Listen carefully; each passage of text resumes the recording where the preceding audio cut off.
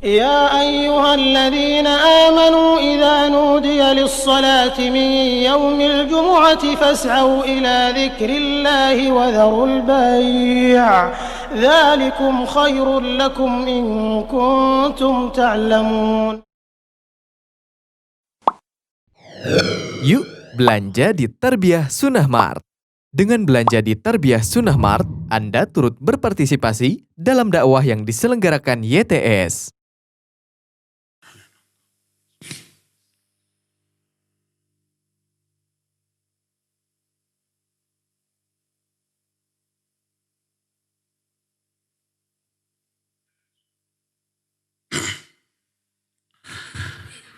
Innal hamdalillah nahmaduhu wa nasta'inuhu wa nastaghfiruh wa na'udzu billahi min shururi anfusina was sayyiati a'malina may yahdihillahu fala mudilla lahu wa may yudlil fala hadiya lahu wa ashhadu an la ilaha illallah wahdahu la syarika lahu wa ashhadu anna Muhammadan 'abduhu wa rasuluh.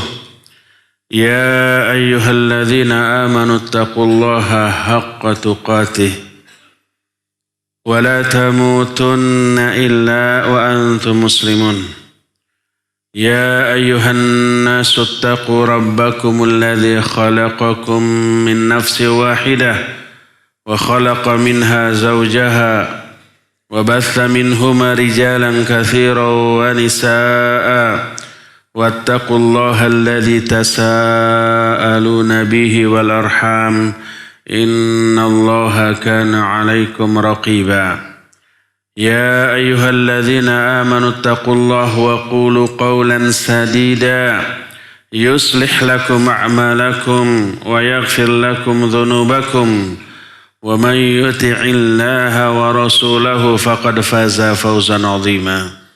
أما بعد فإن أصدق الحديث كتاب الله وخير الهدي هدي محمد صلى الله عليه وآله وسلم وشر الأمور محدثاتها وكل محدثة بدعة وكل بدعة ضلالة وكل ضلالة في النار.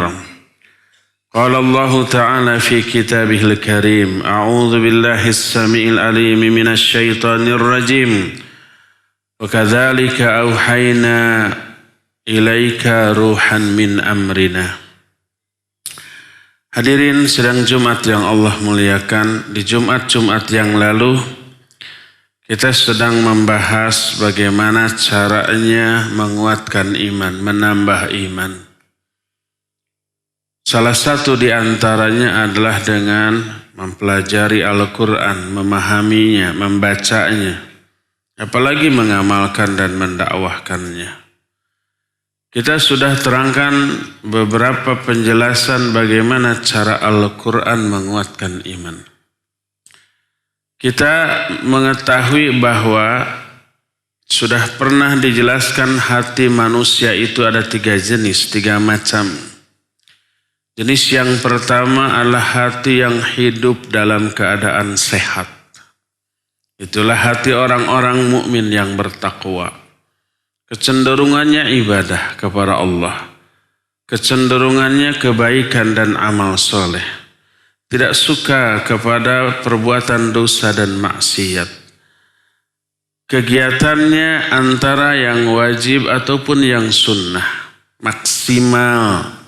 Itu ya atau minimalnya yang mubah, tidak pernah melakukan yang makruh apalagi yang haram. Orang seperti itu jiwanya disebut an-nafsul mutmainnah, jiwa yang tenang. Orang seperti itu oleh Al-Quran disebut dengan as-sabiqun, orang-orang yang selalu berlomba-lomba dalam kebaikan. Yang semoga Allah menjadikan hati kita itu hati yang seperti itu, hati yang hidup dalam keadaan sehat. Kedua, inilah hati kebanyakan kaum muslimin. Hati yang hidup tapi terjangkiti oleh banyak penyakit. Bukan penyakit fisik, tapi penyakit batin. Seperti kecenderungan berbuat dosa dan maksiat. Kadang-kadang terjerumus ke dalam perbuatan syirik, baik syirik besar ataupun syirik kecil. Kufur besar ataupun kufur kecil yang banyak dilakukan oleh kaum muslimin, atau terjerumus ke dalam kebid'ahan ataupun dosa dan maksiat. Tapi karena hidup ada iman di dalam hatinya, orang seperti ini kadang ibadah, tapi lebih sering berdosa dan bermaksiat. Dosa atau maksiatnya mungkin melalaikan kewajiban atau mungkin melanggar apa yang dilarang oleh Allah Subhanahu wa ta'ala. Nah, penyakitnya ada dua jenis, syubhat dan syahwat. Syubhat ini kesalahan, dosa, penyimpangan, termasuk kekeliruan di dalam akidah karena kebodohan. Betapa banyaknya orang yang melakukan perbuatan yang sebenarnya syirik, tapi dia menganggap itu ibadah. Betapa banyaknya orang yang mengucapkan perkataan-perkataan kufur, tapi dianggap biasa karena ketidaktahuan. Betapa banyaknya orang yang menganggap ini adalah sebuah sunnah dari syariah, padahal itu adalah hanya adat dan kebiasaan. Bahkan yang lebih buruk adalah menganggap batil terhadap yang hak dan menganggap hak yang kepada yang batil. Itu karena syubhat, karena kebodohan, karena ketidaktahuan. Itulah yang membuat hati orang itu sakit. Kedua, karena syahwat. Syahwat ini karena hawa nafsu. Tahu ini haram dilanggar, tahu ini wajib diabaikan. Itu karena syahwat. Itu karena dominannya hawa nafsu. Maka orang ini ketika imannya ada sedikit dominan, dia melakukan ibadah. Dia sholat, walaupun sholatnya asal-asalan. Dia sholat walaupun tidak berjamaah. Dia sholat walaupun tidak di awal waktu. Dia melakukan ibadah-ibadah karena ada iman di dalam hatinya. Imannya ini yang membuat hatinya ada kehidupan, tapi terjangkiti oleh banyak penyakit. Nah, obat bagi hati yang sakit seperti itu adalah Al-Quranul Karim. Karena untuk obat-obat syubhat bisa diobati dengan ilmu. Karena bodoh dia keliru, karena bodoh dia menyimpang, karena bodoh dia berbuat dosa. Obatnya tentu saja ilmu. Dengan ilmu kebodohannya hilang. Maka dengan hilangnya kebodohan, seluruh kesalahan yang dilakukan karena kebodohan tadi sedikit demi sedikit ditinggalkan. Suatu saat ada seorang sahabat yang terluka parah. Pas subuh-subuh dia mau sholat, ternyata junub, mimpi basah. Dia harus mandi. Dia nanya ke sahabat-sahabatnya, ini sedang di perjalanan. Nabi SAW jauh di Madinah. Dia berkata, adakah di antara kalian yang mengetahui ada rukhsah, keringanan bagi saya untuk tidak mandi? Kata para sahabat, tidak, kamu harus mandi. Akhirnya karena ada kewajiban sholat subuh, sedangkan dia dalam keadaan junub dan dalam keadaan terluka, maka dia mandi, penyakitnya tambah parah lalu mati. Sampai berita ini kepada Rasul sallallahu alaihi wasallam. Beliau marah sampai mengatakan qatalahumullah lima dalam yas'alu fa inna ilajil ayyi as-su'al. Kata Nabi SAW, mereka telah membunuh orang ini. Kenapa mereka tidak bertanya? Karena obat bagi kebodohan adalah bertanya. Nabi SAW menyatakan kebodohan itu penyakit, obatnya adalah meminta penjelasan ilmu dengan cara bertanya. Karena itulah maka seluruh penyakit yang lahir karena syubhat, karena kebodohan bisa disembuhkan dengan ilmu yang terdapat di dalam Al-Quranul Karim. Penyimpangan akidahnya dengan membedah Al-Quranul Karim akan terobati, terluruskan, dan memiliki pemahaman yang lurus. Akhirnya semua penyimpangan akidah dan tauhidnya terperbaiki oleh Al-Quranul Karim. Demikian juga syubhat, demikian juga syahwat. Penyakit syahwat diobati oleh Al-Quranul Karim. Kenapa? Karena yang membuat orang terjerumus ke dalam syahwat itu lemahnya iman. Dan kita sudah tahu Al-Quran ini bisa menguatkan iman seseorang. Orang itu termotivasi untuk berbuat amal ibadah, amal soleh karena Al-Quranul Karim. Termotivasi untuk menjauhi semua dosa-dosa dan penyimpangan karena penjelasan Al-Quranul Karim. Kenapa demikian? Pertama, karena Allah berfirman, Inna hadzal Qur'ana yahdi lillati hiya aqwam wa yubashshirul mu'minina alladhina ya'maluna shalihat anna lahum ajrun kabira. Kata Allah Azza wa Jalla, sesungguhnya Al-Quran ini memberi petunjuk ke jalan yang lurus. Memberi hidayah ke jalan yang lurus. Hidayahnya itu berupa ilmu dan berupa taufik. Wa yubashshirul mu'minina alladzina ya'maluna shalihat, dan memberi kabar gembira kepada orang-orang mukmin yang beramal soleh, anna lahum ajrun kabira, bahwa bagi mereka ada pahala yang besar dengan iman dan amal solehnya. Coba saja umpamanya seseorang yang mengetahui keagungan ibadah solat yang 5 waktu.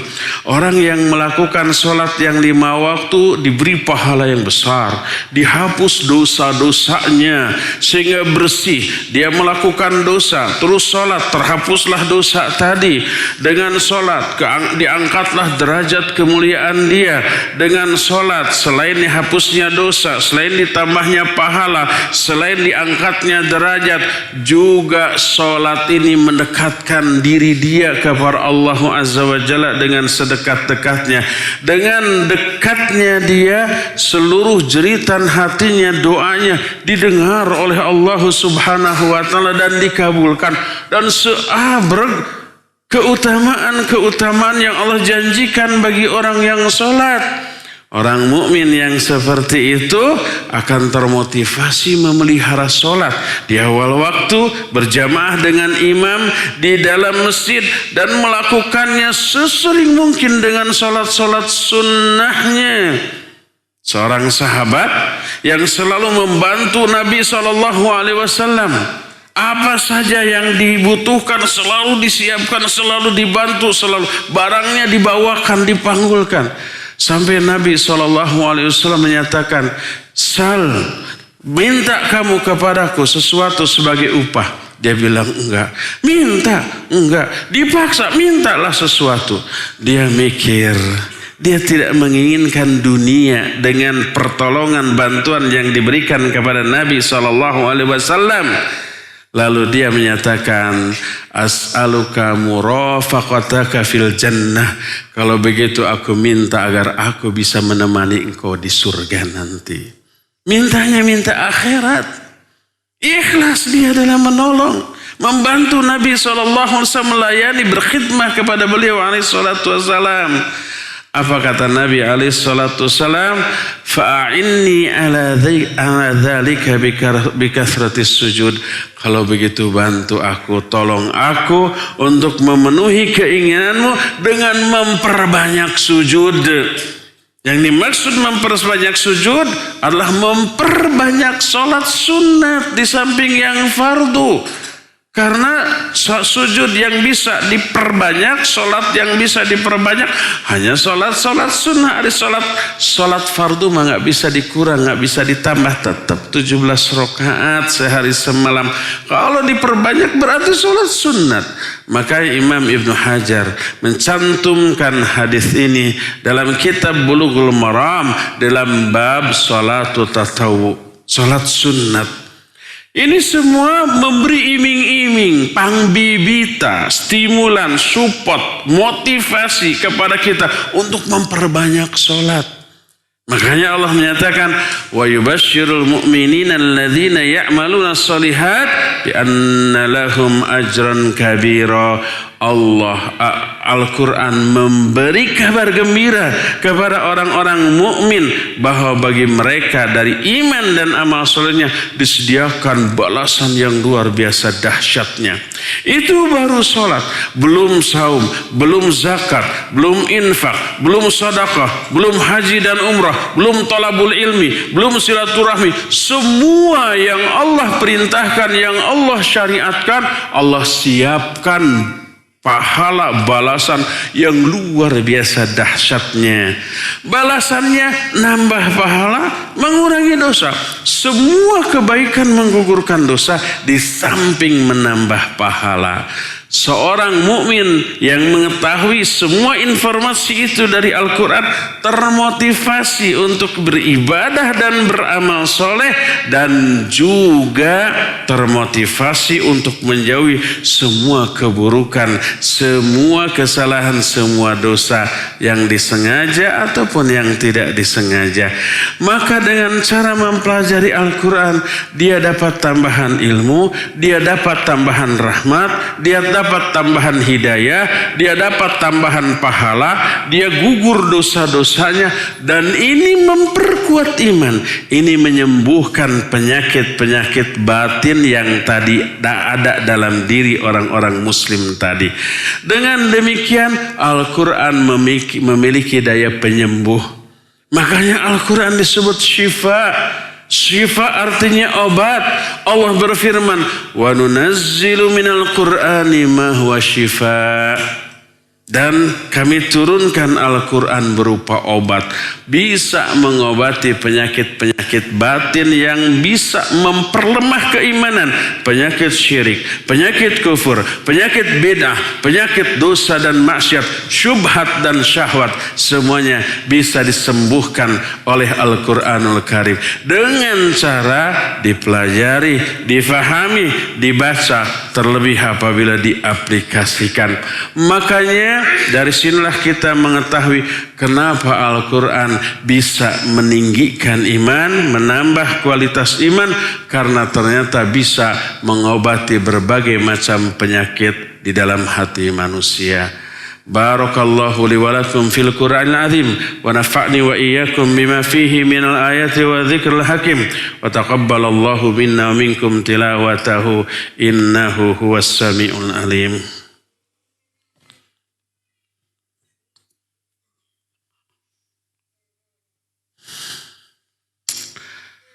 Alhamdulillahilladzi anzala sakinata fi qulubil mu'minin liyazdadu imanan ma'a imanihim walillahi junudus samawati wal ard wa kana Allahu aliman hakima wa asyhadu an la ilaha illallah wahdahu la syarika lah iqraran bihi wa tauhidan wa asyhadu anna Muhammadan abduhu wa rasuluh sallallahu alaihi wa ala alihi wa ashabihi wa sallama tasliman mazida wa ba'd. Ayyuhal hadirun, usikum wa nafsi bitaqwallahi faqad fazal muttaqun. Tadi sudah dijelaskan dua jenis hati. Hati yang hidup dan sehat. Dan yang kedua hati yang hidup tapi berpenyakit. Yang hidup berpenyakit inilah umumnya hati kaum muslimin. Dalam diri mereka ada iman, makanya suka melakukan ibadah. Tapi banyak penyakit. Obatnya adalah Al-Quran. Ketiga, jenis hati ketiga ini yang paling parah. Hati yang mati. Inilah hati orang-orang kafir. Inilah hati orang-orang musyrik. Inilah hati orang-orang muslim yang sudah dikuasai jiwanya oleh syaitan laknatullahi alaih. Tidak pernah ibadah. Kelakuannya mengabaikan perintah Allah, melanggar larangannya. Banyak orang ngaku muslim, di KTP-nya Islam, tapi sholat tidak, saum tidak, melakukan ibadah tidak, pekerjaannya melanggar larangan Allah, dan seterusnya. Ini hati yang mati. Apalagi orang kafir, orang musyrik. Ya, Nah, orang yang mati hatinya ini, roh dari hatinya sudah tidak ada. Makanya mereka lupa kepada Allah, lupa akan tujuan hidup, nggak tahu untuk apa dia dilahirkan. Allah Subhanahu wa ta'ala berfirman di dalam Al-Quranul Karim, kata Allah Subhanahu wa ta'ala, istahwada alaihimus syaitan. Mereka itu dikuasai oleh syaitan. Oleh karena itulah maka mereka tidak pernah ingat kepada sang penciptanya untuk diibadati. Tidak pernah mengetahui tujuan hidup yang sebenarnya itu apa. Sama dengan binatang. Yang penting bisa makan, bisa melampiaskan semua keinginannya, sudah. Dia tidak berpikir tentang hidupnya setelah kematiannya. Ini hati orang yang sudah mati. Kehebatan Al-Quran tidak hanya menyembuhkan hati yang sakit, tapi bisa menghidupkan kembali hati yang sudah mati. Betapa banyaknya dalam realita orang yang tadinya musyrik, kafir, sangat membenci Islam, memusuhi kaum muslimin, tapi kemudian memperoleh hidayah, kemudian masuk Islam dan bagus keislamannya. Para sahabat tadinya demikian. Umar bin Khattab sampai mau membunuh Nabi SAW. Benci kepada Nabi dan kaum muslimin dan ajaran Islam. Tapi Allah memberi hidayah. Nah, Al-Quran bisa menghidupkan kembali hati yang sudah mati. Makanya Al-Quran oleh Allah disebut dengan sebutan ruh. Allah berfirman, wa kadzalika auhayna ilaika ruhan min amrina. Demikianlah kami wahyukan kepada engkau hai Muhammad ruh dari perintah kami. Kami mewahyukan ruh, maksudnya mewahyukan Al-Quran yang salah satu fungsinya sama dengan fungsi ruh, yaitu menghidupkan hati yang sudah mati. Hati yang sudah mati kemudian menerima Al-Quran, maka hati tersebut seolah-olah dimasuk kembali oleh ruh, kemudian hidup lagi. Oleh karena itu para ulama zaman baheula, kalau mereka berpapasan dari kejauhan dengan orang-orang kafir, mereka berkata itu ada kuburan yang sedang berjalan. Orang kafir disebut kuburan berjalan karena apa? Raganya menjadi kuburan bagi hatinya yang sudah mati. Hatinya sudah mati, terkubur di dalam raganya sebelum raga itu mati. Makanya mereka disebut dengan sebutan kuburan yang sedang berjalan. Karena raganya menjadi kuburan bagi hatinya yang sudah mati. Maka Allah berfirman, ya ayyuhalladzina amanu stajibu lillahi walir rasul idza da'akum lima yuhyikum. Hai orang-orang yang beriman, penuhi seruan Allah dan Rasulnya. Kalau Allah dan Rasulnya mengajak kalian kepada apa-apa yang menghidupkan kalian. Maksud menghidupkan ini adalah menghidupkan hati, mengajak kepada apa-apa yang menghidupkan hati, mengajak ibadah, mengajak kepada Quran, mengajak kepada hadis, itu ruh yang masuk ke dalam jiwa. Maka ketika seseorang kafir atau musyrik tidak mengenal Allah, terus mendengar penjelasan Al-Quran, menyeraplah penjelasan Al-Quran masuk ke dalam jiwanya, maka ibarat ruh yang masuk ke dalam badan hidup kembali, cerah kembali. Akhirnya matanya yang sudah tidak melihat kembali melek, mengetahui kita makhluk yang diciptakan untuk ibadah. Ibadahnya kepada Sang Pencipta. Tujuan hidup kita itu untuk memperbanyak bekal menuju akhirat sebagai kampung halaman yang sebenarnya. Maka matanya kembali melek, pendengarannya kembali dia mendengar, mau mendengarkan nasihat, mau mendengarkan tausiah, mau mendengarkan wajangan. Akhirnya semuanya itu semakin menghidupkan hati yang tadinya mati. Perlahan tapi pasti, maka hatinya tumbuh berkembang menjadi hidup dan sehat kembali seperti umumnya kaum muslimin. Itu yang dahulu teralami oleh para sahabat Nabi alaihissalatu wassalam. Sebelum mereka masuk Islam, mereka menyembah patung, mereka menyembah bintang, bulan, mereka menyembah pohon-pohon. Sebelum mereka masuk Islam, anak-anak wanita mereka sejak kecil sudah dibunuh dan dikubur dalam keadaan masih hidup.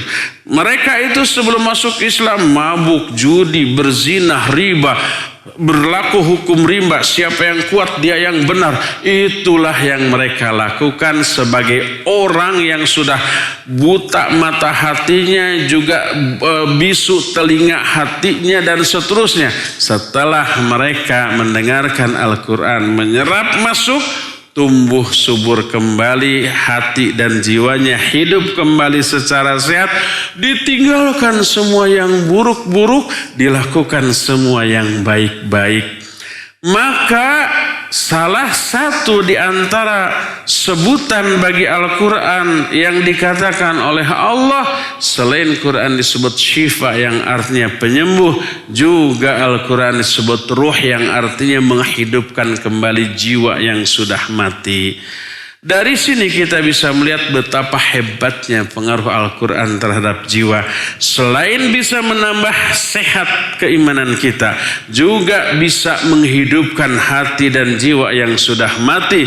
Karena memang Al-Quran merupakan sumber ilmu, sumber keimanan, sumber ketakwaan, sumber seluruh kebaikan. Berkata Imam Ibnu Qayyim rahimahullahu ta'ala, ma min madhin fil Quran illa wa huwa min thamratil ilm. Tidak ada satupun pujian dalam Al-Quran kepada seseorang kecuali itu adalah buah dari ilmu tentang Al-Quranul Karim. Maka untuk menguatkan iman, maka untuk menghidupkan jiwa kita dalam kondisi hidup yang sehat, yuk kita pelajari Al-Quran, kita memahami Al-Quran secara benar, karena itulah obat, itulah ruh bagi kita. Maka jiwa kita akan menjadi jiwa yang nafsul mutmainnah. Mudah-mudahan Allah Azza wa Jalla memasukkan kita semua ke dalam golongan orang-orang mukmin dengan jiwa yang nafsul mutmainnah, jiwa yang hidup secara sehat seperti sehatnya orang-orang mukmin terdahulu. Innallaha wa malaikatahu yusholluna 'alan nabi ya ayyuhalladzina amanu shallu 'alaihi wa sallimu taslima. Allahumma shalli 'ala Muhammadin nabiyyin ummi wa 'ala alihi wa sahbihi wa sallim. Allahumma اغفر للمؤمنين والمؤمنات والمسلمين والمسلمات الأحياء منهم والأموات. اللهم اغفر لنا ولوالدينا وارحمهما كما ربيانا صغارا. ربنا ظلمنا أنفسنا وإن لم تغفر لنا وترحمنا لنكونن من الخاسرين. ربنا لا تؤاخذنا إن نسينا أو أخطأنا. ربنا ولا تحمل علينا إصرا كما حملته على الذين من قبلنا. ربنا ولا تحملنا ما لا طاقة لنا به. واعف عنا واغفر لنا وارحمنا أنت مولانا فانصرنا على القوم الكافرين. ربنا إننا سمعنا مناديا ينادي للإيمان أن آمنوا بربكم فآمنا. ربنا فاغفر لنا ذنوبنا وكفر عنا سيئاتنا وتوفنا مع الأبرار. ربنا وآتنا ما وعدتنا على رسلك ولا تخزنا يوم القيامة إنك لا تخلف الميعاد.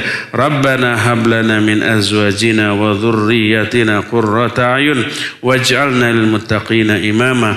ربنا لا تزغ قلوبنا بعد إذ هديتنا وهب لنا من لدنك رحمة إنك أنت الوهاب. ربنا آتنا في الدنيا حسنة وفي الآخرة حسنة وقنا عذاب النار. سبحان ربك رب العزة عما يصفون والسلام على المرسلين والحمد لله رب العالمين. آمين يا رب العالمين. أقول قولي هذا واستغفر الله لي ولكم وأقيموا الصلاة.